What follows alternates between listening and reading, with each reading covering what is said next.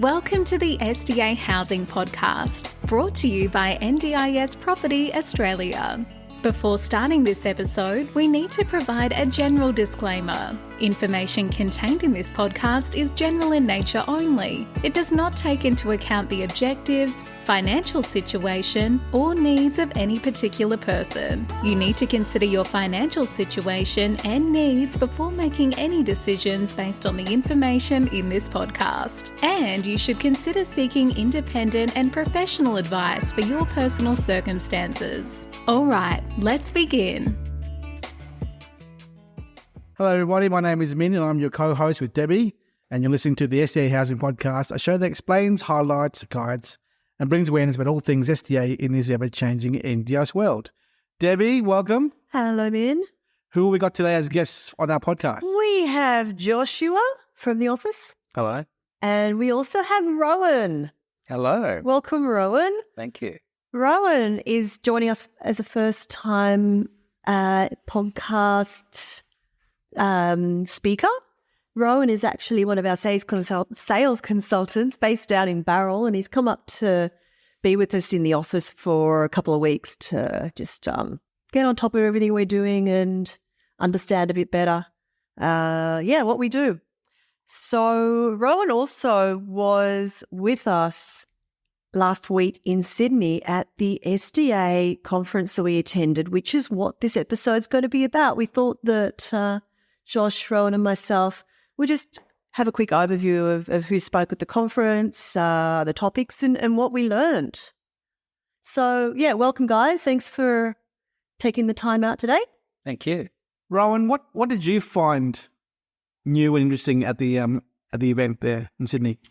I guess I'm very new to the whole NDIS system and SDA housing. So I guess the best way to start was to get thrown into a conference and really listen all day to all different people in regards to different sectors of the whole system and process. And what I found was that it's a very steep learning curve, and there's a lot of information out there. I thought I had a bit of an understanding about how NDIS works, but, from what I've seen and heard, and I've been in the property industry for a long time, is there's so much miscommunication in regards to, procedures and policies and the actual facts of SDA housing. Yeah, absolutely. So, I think also for Joshua, he's been with us a few months now and has certainly learned a lot in that time. I think you found it really useful as well, Josh.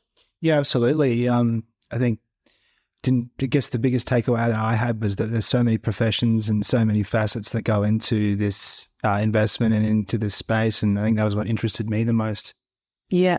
So to run through the different speakers there, we had about 6 different speakers on the day. We had a valuer. Myself also spoke. We had an insurance agent who specialises in SDA property insurance. We had Dan, who was one of our guest speakers from previous episodes from Everhones. He had a couple of sessions during the day, and we also had an SDA assessor as well as an architect. So it was a different mix of speakers to the previous seminars and conferences that we've been to before. Really good day. I guess let's start with the valuers. Yeah. So Rohan, the first speaker at the event was the Kaiser, and the guy was Craig, I believe his name was. One of the topics he covered was the risks in regards to investing in NDIS property. Rohan, you want to rehash what those were when at the event? Yeah, it was interesting to hear it from a valuer. One thing that I guess I've learned is that, the big four or the traditional banks are struggling to value NDIS or SDA housing purely because it's got so much more in it. But the big thing that they did point out is that there's a lot of people out there, mum and dad investors who I don't want to say getting spooked to, but getting introduced to NDIS housing, and they're overpaying. They're paying way over what the existing price is now, whether that's due to large commissions that these guys are getting or anything else. But The other thing is really it's a cash flow play. There is, a limited capital growth. You're buying an investment property that is in a smaller pool. So the demand for that is really the participants or the people moving into it.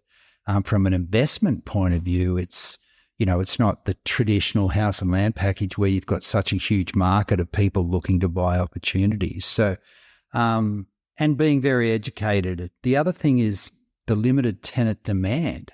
When they were doing their valuations, they were looking at the different types of tenants and the availability of those types of, tenants, from all the different ranges and needs, down to robust and, independent living and through that. The other thing is, depending on what you select in regards to a property and the valuation, and they use robust, for example, is that the property damage, and then also, looking at the different types of insurances to cover things, the way the property's got to be built, to be robust and just be a stronger home.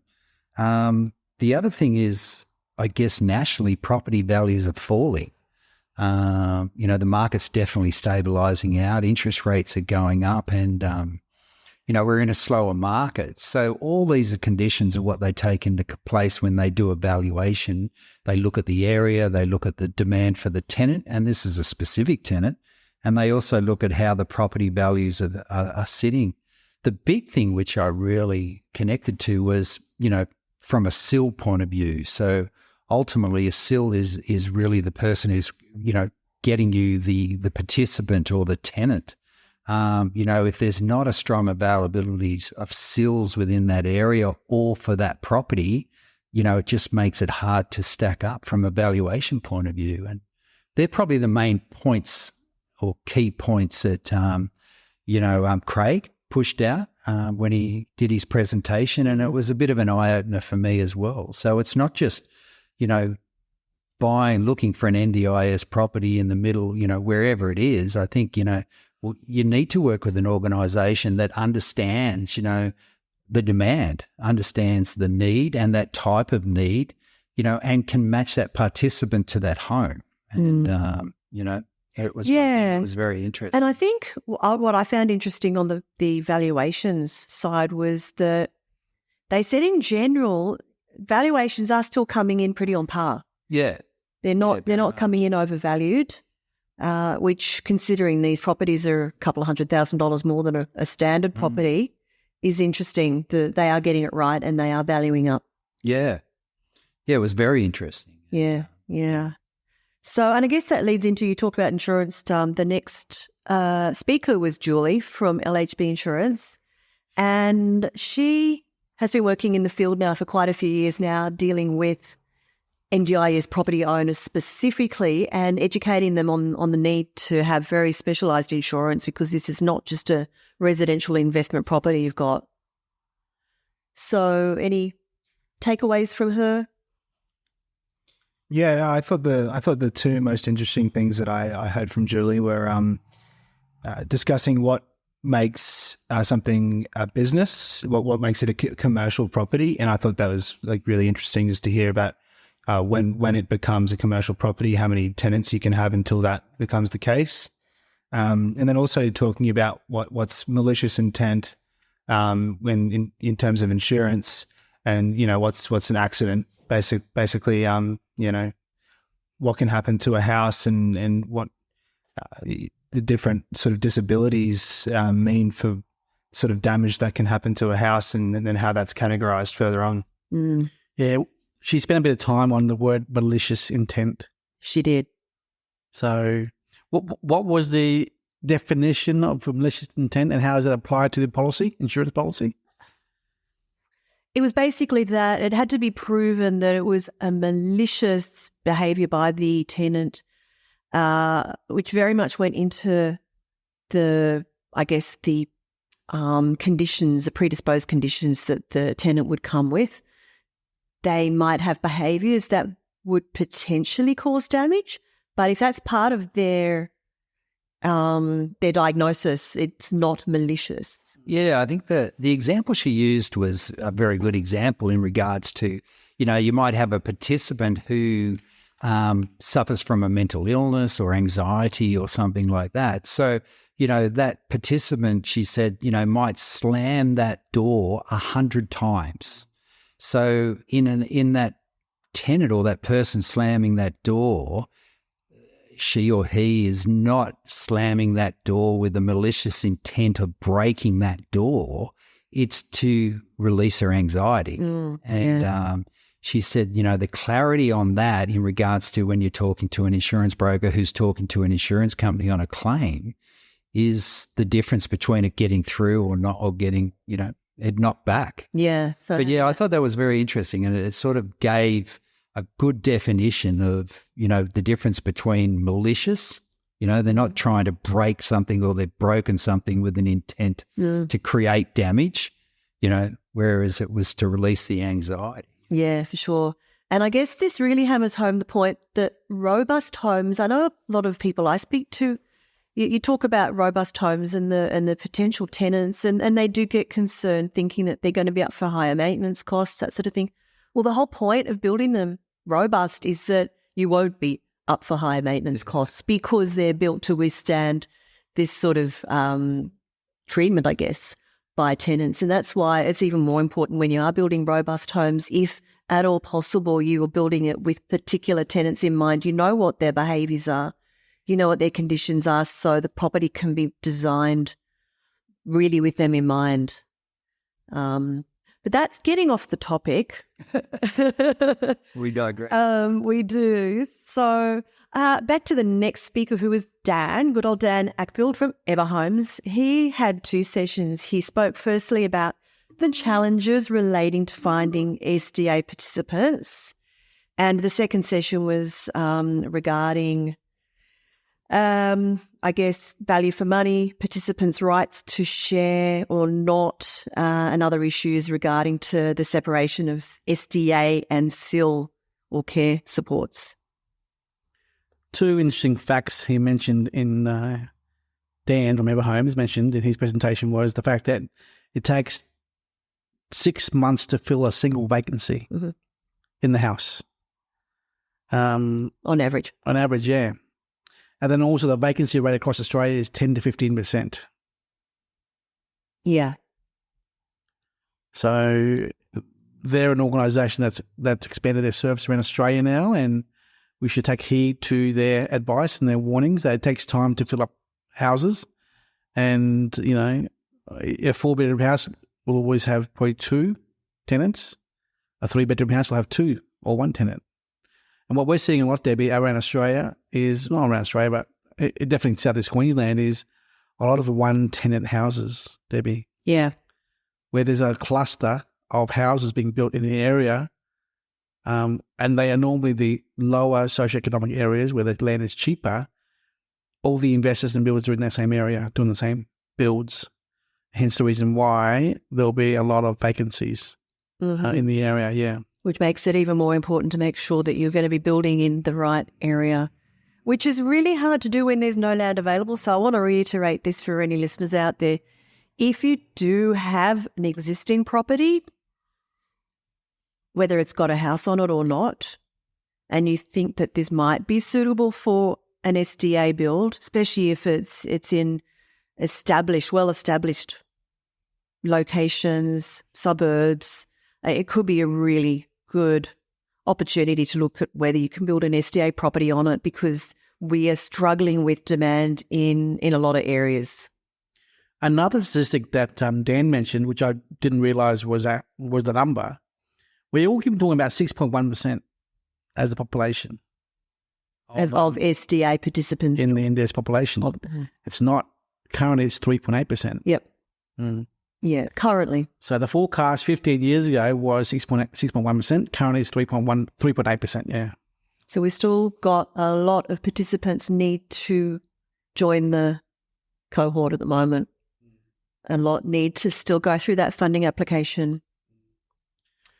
So who was next speaker? Was Jeremy Soden, who is an SDA assessor. He talked about the upcoming changes in the National Construction Code and the impacts this might have on SDA.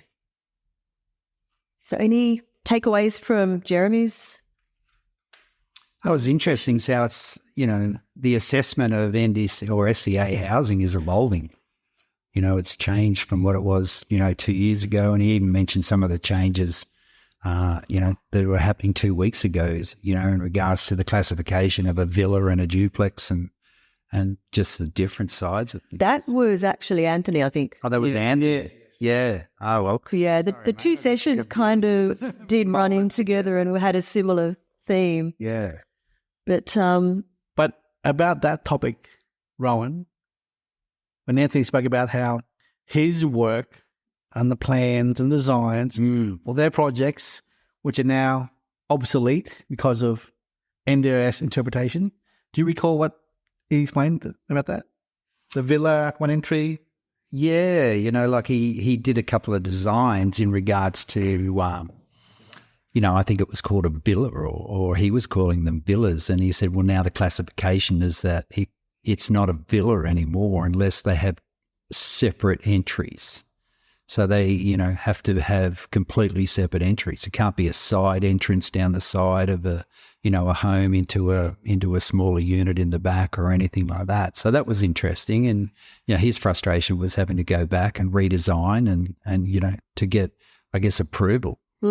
This was specifically to New South Wales, which is where he's based. Very much New South Wales. And I guess this may also differ from state to state anyway, where in Queensland, I haven't seen any villas that have been basically a whole lot of independent units within one larger house, which is how he was describing these properties really, wasn't I it? think in Queensland they call it a dual key. So it has a main entrance with, an access down the side and it's either through a sliding door into a smaller villa into the side of the home. Let me explain my interpretation. I've seen it differently in Melbourne and Sydney. So, Debbie, we went to a Adapt Housing open home last week. We did. Yeah. How'd you find that one? Fabulous. It was really good to actually see the property, which was what I imagined a villa is, and it was 3 individual villas side by side, all with their own individual entrance. So they were all attached under the one roof, but they had 3 separate entrances along the front. It was built in a very long and wide, a very wide block with a very short. And they were 3 front entrances with 3 garage areas. So they were like side by side small houses. Yeah. Yes. Kind of like a terrace house, yeah. Now, these villas he refers to were 1 roof, 1 long house, 1 entrance, and a long corridor with smaller apartments side by side, that corridor, like a boarding house. Yeah. Now, that's their version in Sydney of a villa, but the NDIA interpretation now is it's now a house unless it has multiple entrances. So that's what's changed. That was only changed a few days earlier. Yeah. So I guess this just highlights the importance of really getting it right first up and how complicated this is for everybody. In fact, Anthony, who was telling us this, was one of the original architects, if you like, of the SDA design guidelines. And if he doesn't know what they really mean, then it just shows you how complex this whole thing is, and everyone is still trying to learn it. My takeaway from that was that keep it simple, build a house or build a unit or build a distinct separate villa, series of villas. But I guess, things are still changing, and it's so important to go to these events for us to talk to different people, learn new things. That was what I got out of it, really. And I guess leading back into Jeremy, because I changed the subject, but he sort of goes in afterwards, and it was interesting to see the different types. He showed us a lot of photos and films of, houses that are SDA approved, but he goes in there, but the PowerPoints are in the wrong position, or, even the handles and the door handles are incorrect, or the taps are incorrect, or, there's no, access for a wheelchair to fit under the sink, for example, or if they do fit under the sink, they can't reach, the handle. And these have been approved houses. So it's, there's builders and builders out there, I guess. And assessors and assessors Beware, as well. because the last thing is you want is an NDS house that no one wants to live in. Yeah, yeah. So even if it does meet the guidelines, doesn't mean that it's going to be a good house. Yeah. So, it was an interesting couple of sessions, in fact. So, Josh, what about your takeaways from? Yeah, I just thought it was incredible to listen to how many things you wouldn't even notice go into making your house NDIS, compliant. So just, the little raises from your step to your doorway.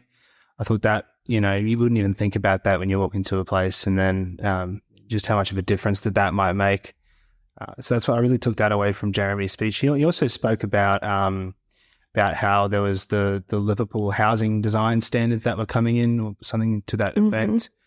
He said it wouldn't have a massive impact on NDIS, but what it would do is it would be a great marketing tool for disability housing in general, and just how those changes will really make people, think about what goes into building a disability home. Minh, any more last takeaways? Not really. I mean, it was always good to see more speakers, different content. We also talked about the NCC, the National Construction Code. Do you remember that? Yeah, that was Jeremy's. Yeah, and how it's not exactly the improvability standard, but it's close to. Yeah. And Jeremy said the cost to actually make it that improvability equivalent is probably $5,000, $10,000. That's all there is. That's what he mentioned. That's right, yes. So from the National Construction Code changes, which doesn't apply to New South Wales or WA, but everywhere else. It's another $5,000 on top of what it will now cost to build a home to make it improve livability. SDA. But he did say he doubts that many builders will actually do that extra. They'll actually will charge a lot more to do that than saying, it's only $5,000 more. So he said his words were, I doubt we'll get many builders doing that upgrade of $5,000, no. Yeah. And remember, most people are building high physical support, so that's kind of relevant anyway, because there are so many more guidelines and construction changes that will make a house wheelchair friendly over this. Deb, Dan did throw some numbers about percentages for HPS, FA and ILs and robust. Yeah, Dan said that, and I believe this is what they're seeing with their participants, their clients, 38%, 35 or 38% are high physical support. Now, that's him quoting what his business is attracting. Obviously, when you are only representing HPS houses everywhere, think about this for a second. If you are a provider and you're only advertising HPS houses, you're only going to get HPS people. Yeah. So think about that for a second. So that's why his numbers are 38%. I mean, I've written in my notes here from what the valuer mentioned. He said participants don't like change, and there are, of the 19,300 participants who are SDA funded, 47% are intellectual, 11% are cerebral palsy, 10% are autism. That is already 68%. Okay. 8% is next, unacquired brain injury, 7% Down syndrome. The 7 plus 68 is now 75. So the IL numbers are definitely over 70%. Psychosocial is 4%, strokes 3%, MS 2%, spinal cord 2%, other physical 2%. Okay. So they are the stats issued by the government with regards to the number of people who are SDA funded as per those disabilities. Every provider in different regions around Australia will have different numbers because they are only attracting a certain... Yeah, they specialise in a particular type of client. Like Anthony, the architect, he only specialises in robust only. Okay? So I'm sure that all his projects he's rolling out are all robust specific. So we'll see a different category of intake coming in. So, I don't doubt that Everhome's numbers are 38%, as you say, HPS, but overall across the country, it's not exactly 38% everywhere, no. Yeah. So anyway, it was a great day. We had a networking function afterwards. A few more people came along too from within the industry in Sydney. And it was really worth going, I think. Josh, you got a lot out of it? Yeah, absolutely. I met a lot of providers actually, and that was a really good side to see of this whole process. So I really enjoyed it. Yeah. It was nice to meet some people in the space. Deb, we have coming up in June the Melbourne conference. We do. The 7th of July? 7th of June. June. And then in August is the Brisbane conference on the 4th of August. Mm-hmm. So there'll be another one in Hobart. There's one coming up in Perth. There's Hobart. There is South Australia, Adelaide. Yeah, there's quite a few still coming up. So we'll be at them all this year. So lots more speakers to meet and listen to, which is going to be great. But Rohan, as a first-time attendee, any final words of advice from you to other investors or other providers or builders, developers who may be listening to this podcast?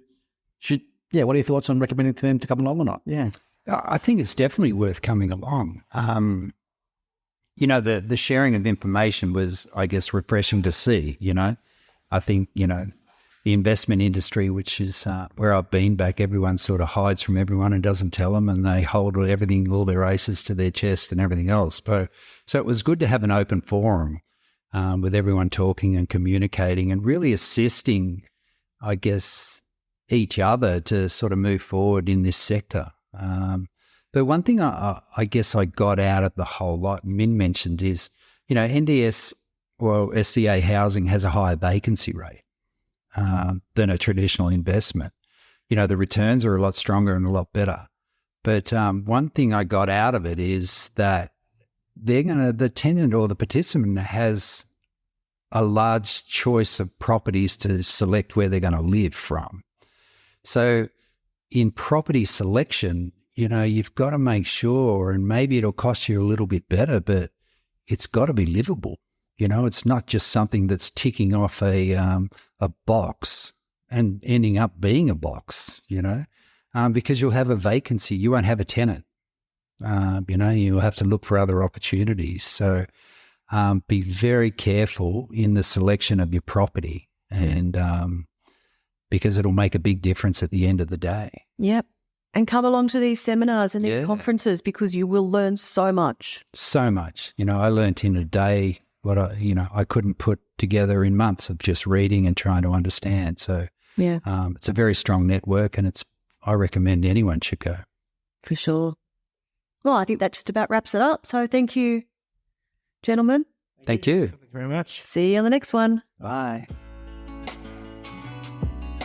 We hope you enjoyed this episode. Please make sure you are subscribed and following us so you can keep in the loop with all of our upcoming episodes. We would really appreciate it if you could leave us a 5-star rating, a written review, and to share this podcast with those that could benefit. Until next time, catch you on the next episode.